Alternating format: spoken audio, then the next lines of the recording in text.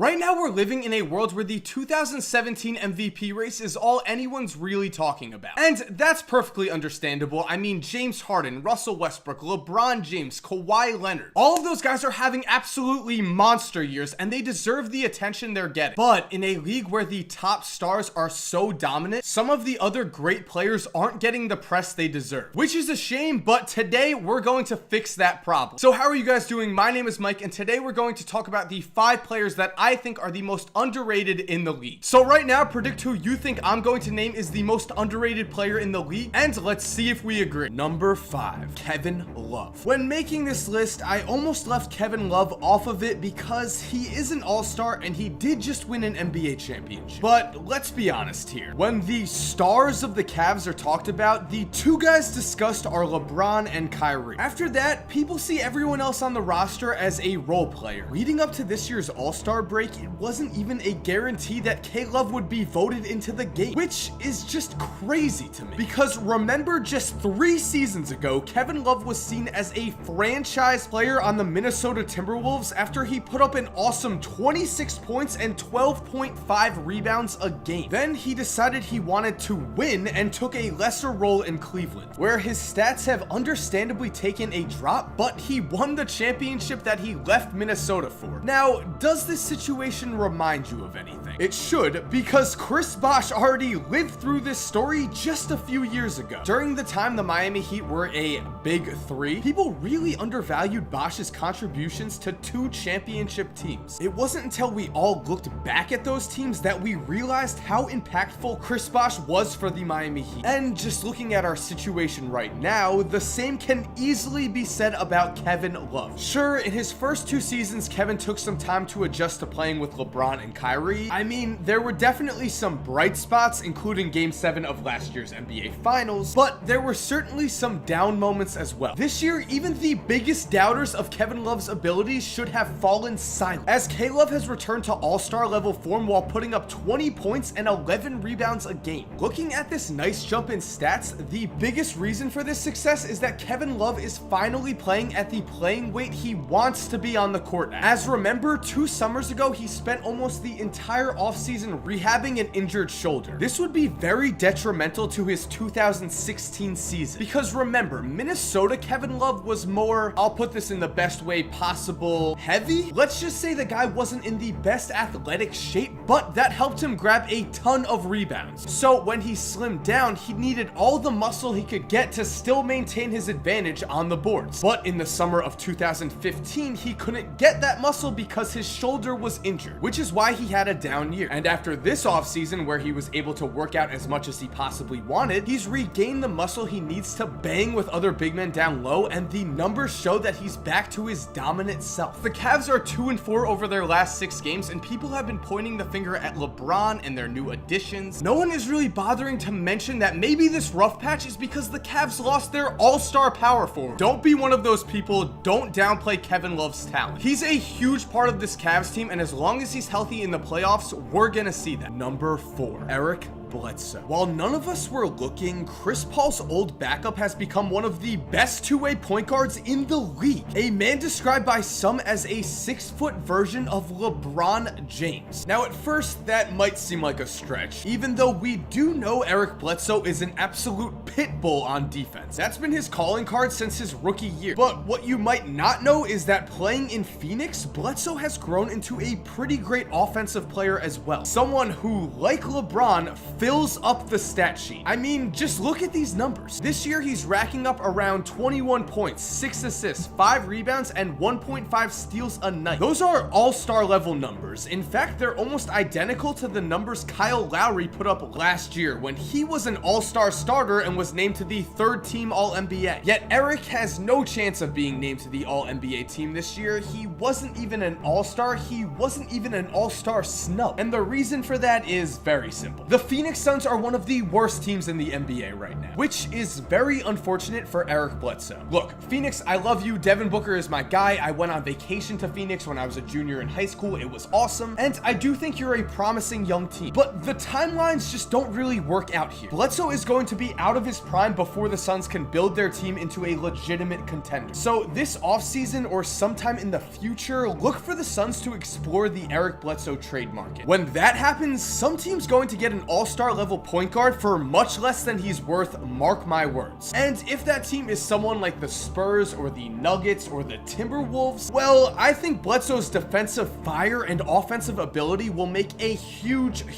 impact. Number 3, Goran Dragic. In the last 25 games of the regular season, the team with the best record is not the Cavaliers or the Warriors or the Spurs or the Rockets. No. The team with the best record over the last 25 games is none other than the Miami Heat, a team that's somehow gone from a real contender for the #1 pick in the draft to a team that's so hot that they're beginning to scare the Eastern Conference's top seeds. Seriously, right now, no one wants to play this team, and the success of the Heat can be attributed to a few factors here. You can point to the play of Hassan Whiteside or Dion Waiters. You can point to the coaching of Eric Spoelstra, but let's be real, coaching only goes so far. At the end of the day, you do need some talent, which means that the main reason for this remarkable turnaround is that Goran Dragic has seen a career rejuvenation. For the season, Dragic is averaging 20.2 points, 6.1 assists, 3.9 rebounds, and has a PER of 20, numbers that are eerily similar to his 2014 campaign, a year that saw him named to the 3rd team All-NBA. Yup, don't forget that Goran Dragic is a legitimate All-NBA player, but he's never really been treated like one. Sure, after being traded to Miami, he signed a huge contract, but up until this year, he's had to spend his days on the Heat paired with Dwayne Wade, a match we all knew from the beginning had no chance of working out, because both guys are just ball-dominant players. So suddenly, a man who was just 3rd team All-NBA found himself shunned to a corner as a spot-up shooter while Wade took primary ball-handling responsibilities. And to nobody's surprise, Dragic struggled in this limited role. But now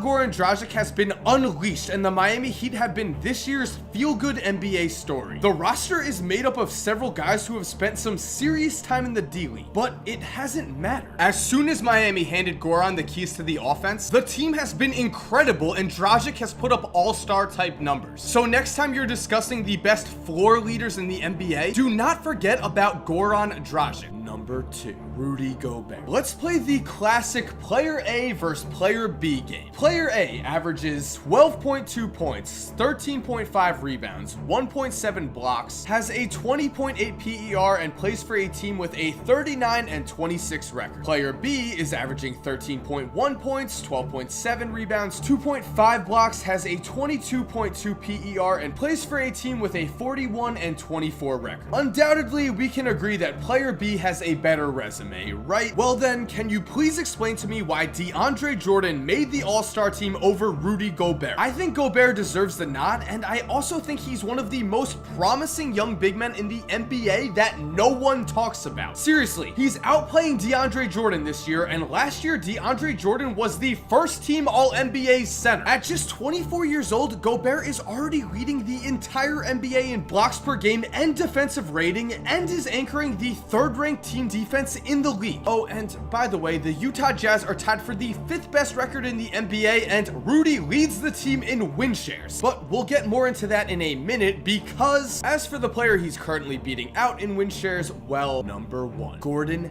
Hayward. Looking ahead to this summer, everyone's been talking about the Celtics and the Lakers making moves for Jimmy Butler or Paul George. Now, getting either of those guys would be big time, but what no one seems to really care about is that this summer there is an unrestricted free agent who could turn several teams into legitimate championship contenders. Yes, as you already know because I said his name, I'm talking about Gordon Hayward, who in my opinion is the NBA's most underrated player and is possibly one of the most underrated free agents agents in league history. But before we get to Hayward's possible free agency, let's talk about how Hayward has risen to become a legitimate top 20 player in the NBA. Because when it comes down to it, yes, Gordon Hayward is now a top 20 player in the league. And if you're not convinced, let's just take a look at his stats compared to Paul George's. As you can see, he's putting up an almost identical stat line to PG, only Gordon has proven to be a more efficient player with a PER of 22.5. Now, this comparison has probably surprised a bunch of you, especially when you consider that Paul George is considered an NBA star, while Gordon Hayward, well, he's really just been known as a